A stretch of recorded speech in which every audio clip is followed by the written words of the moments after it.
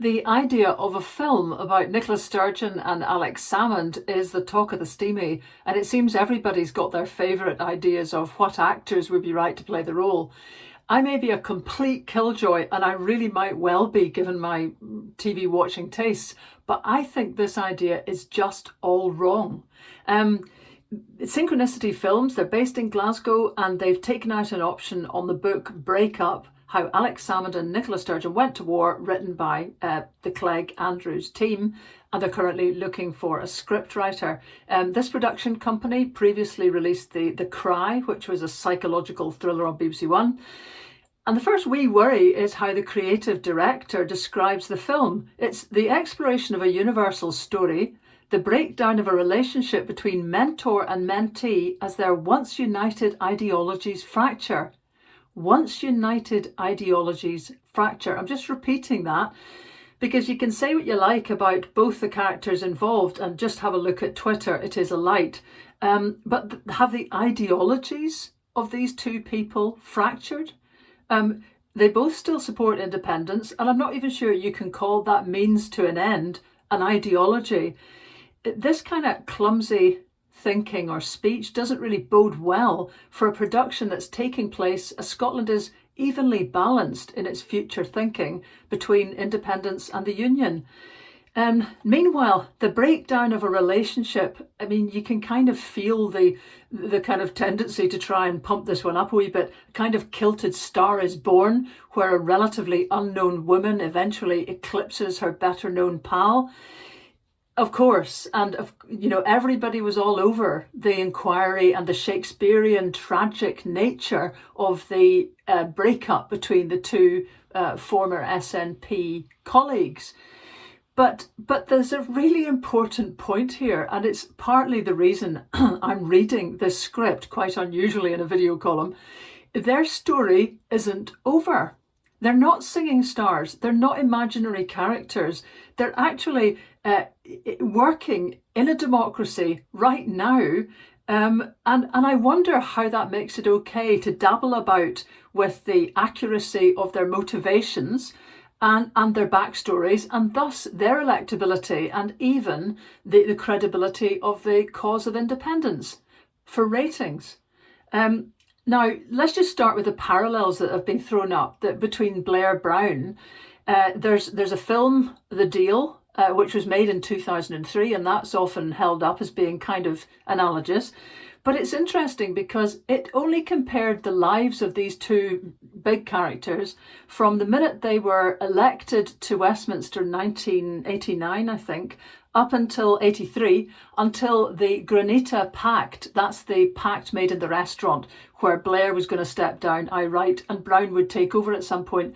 That was 1994, and it ended with the leadership election. So even though it was finally made and broadcast much later, while they were active politicians, Prime Minister and Chancellor, it didn't actually affect the dealings. It didn't deal with their current relationship. It dealt with that period that was kind of ancient history.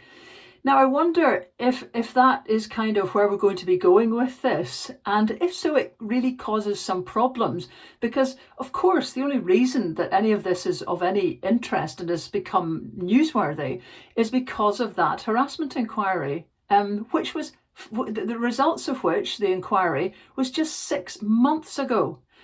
That's way too early to be trying to reinterpret history. And actually, really, just watch how to reinterpret history. It's a it's a legal minefield. There's a journalist in prison right now for under charges of jigsaw identification of the women involved. Let's just look at those women involved once again getting dragged through all of this, plus all the participants in that most recent episode. It's traumatic for anybody who is an independent supporter, I think. And what's the point? Because this went through several processes, legal, parliamentary, and the court of public opinion, if you like. It would be hard to see how you could dramatise that moment, that whole long drawn out saga, any more dramatically than the actual reality that we were able to see. The other point is, if they try to avoid that whole area and just take the relationship up to some convenient point where they don't march into the courtrooms, what's the point of that? And still characterising these individuals in the kind of slightly mushy way that we're beginning to hear them described, how does that do any favours for people who are currently holding such important political positions, particularly Nicola Sturgeon, who is First Minister of a country that the opposition are at pains to point out is still dealing with the aftermath of a pandemic. The other problem for this is just how recent the whole thing is. There's another parallel being made with the film Brexit, the Uncivil War, with Benedict Cumberbatch as Dominic Cummings. That, interestingly as well, was screened 3 years after the Vote Leave win. And it left the story at the moment that basically Cummings had won, Vote Leave had won. It was finally released in 2019. I'm just kind of repeating, this is 6 months since the harassment inquiry.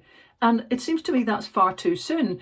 There's a cautionary note as well to be played in with the Kirsty Wark's documentary series, which was trying to look at the unfolding events as they happened, but clearly took a position on them. And then it turned out perhaps the wrong position when the verdict, the Alex Salmond being cleared on all counts, finally came to light. Look at David Cameron. I mean, there's another series on the Cameron years at the moment, which looks like it's the definitive statement about David Cameron. But is it? The real damage of Brexit is only becoming apparent now. His lobbying for Greensill that's netted him millions has only been revealed this year. None of it carried within that series. And that's what, again, 4-5 years after he stepped down. So I think this is too soon. I know lots of people will be slavering after the juicy details and who will get cast and all that kind of thing. But I really hope that no prominent independent supporting Scottish actors get involved with this, because I think it will absolutely end in tears.